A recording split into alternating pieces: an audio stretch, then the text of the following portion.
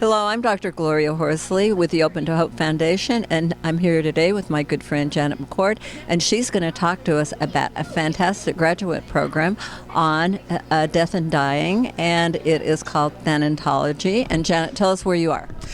We're in Fond du Lac, Wisconsin. And your program's all online, right? Yes, it is. It's 100% online, which means you can do it from anywhere in the world, as long as you have a good internet connection. And you have to have graduated from college? Yes, we do require a bachelor's degree from an accredited undergraduate institution. Mm-hmm.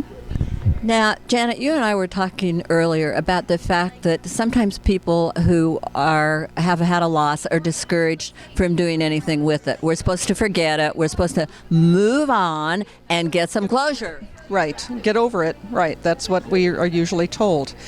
But what we're finding is that most of the people that are in our graduate program have had a grief, have had a loss of one sort or another. Some of them are very traumatic losses. And they feel moved to come and get an education so they can do some work in this area. And one of the things we found in the field of grief and loss is moving out and helping others becomes part of the healing process, doesn't it? Yes, it sure does. That's absolutely the case. So we don't want to discourage people from doing that, but it can be a little early for some folks? It can. What we're finding is that if it's too soon, that this content can be very triggering.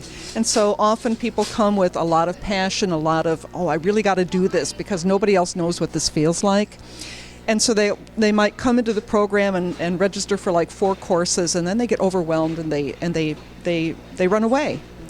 So what we encourage people to do is take one course at a time. If it's too triggering, then back off from it. Wait a while, wait a year, wait 2 years. Whatever time is right for you, then come back and see how that works. And we're not going to consider you a failure if you move in and out, right? No, not at all.